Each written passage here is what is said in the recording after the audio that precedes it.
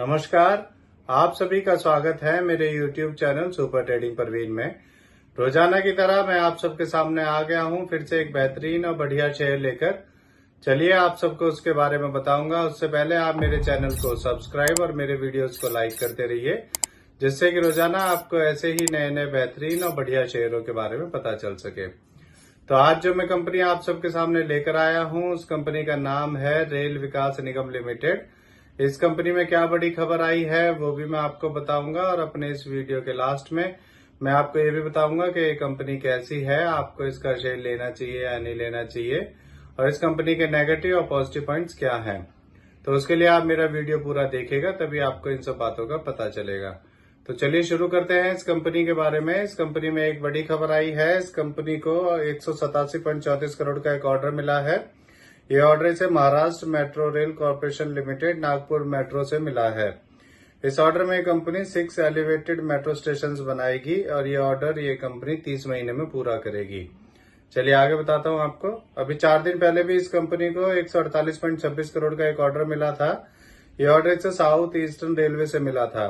इस ऑर्डर में company electric traction system के design, supply, erection, testing and commissioning का काम करके अपग्रेड करेगी खड़गपुर भद्रक सेक्शन पर।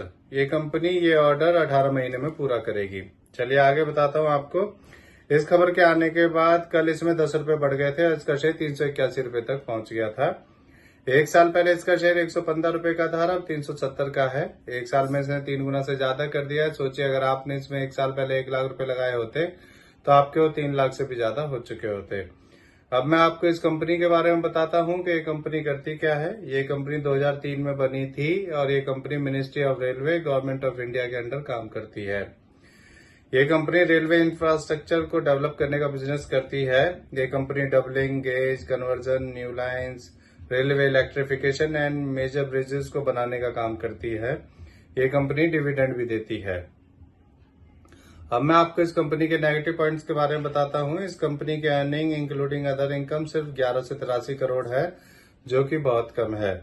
इस कंपनी के प्रमोटर्स ने पिछले 3 सालों में 5.37% अपनी होल्डिंग कम की है। अब मैं आपको इस कंपनी के फंडामेंटल्स के बारे में बताता हूं। इस कंपनी का market cap 77,250 crore, P ratio 52.8, ROE 20.4% और डेब्ट टू इक्विटी 0.69 है। इसके एमडी सीईओ श्री प्रदीप गौड़ है, और ये कंपनी 2003 में बनी थी। अब मैं आपको इसका एक और नेगेटिव पॉइंट बताता हूं। इसमें एफआईएस ने अपना स्टेक कम किया है। दिसंबर 2023 में एफआईएस का स्टेक इसमें 2.59% था, और अब एफआईएस का स्टेक कम होकर मार्च 2024 में 2.32% रह गया है। अब मैं आपको इसके शेयर होल्डिंग पैटर्न के बारे में बताता हूं। इसमें प्रमोटर्स का 72.84%, रिटेल का 18.66%, डीआईएस का 6.09%, एफआईएस का 2.32% और म्यूचुअल फंड्स का 0.09% स्टेक है। मेरे हिसाब से एक बढ़िया कंपनी है। ये कंपनी जब से शेयर मार्केट में लिस्ट हुई है तभी से इसका शेयर बढ़ता जा रहा है। आपको ये शेयर ले लेना चाहिए। मेरी तरफ से इसका टारगेट 575 का है। आने वाले दिनों में हो सकता है इसी साल के अंदर आपको ये टारगेट देखने को मिल जाए। तो इससे जुड़ी हुई ये नई खबर आई थी, इसीलिए आप सबके सामने मैं इस शेयर को लेकर आया हूं। ये मेरी पर्सनल थ्योरी है। ये कोई शेयर सेल और परचेज करने की सलाह नहीं है, ना ही मैं कोई सेबी से रजिस्टर्ड फाइनेंशियल एडवाइजर हूं।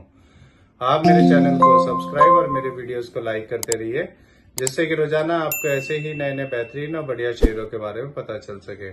और अब मैं कल फिर आऊंगा आप सबके सामने फिर से एक नया बेहतरीन और बढ़िया शेयर लेकर। धन्यवाद।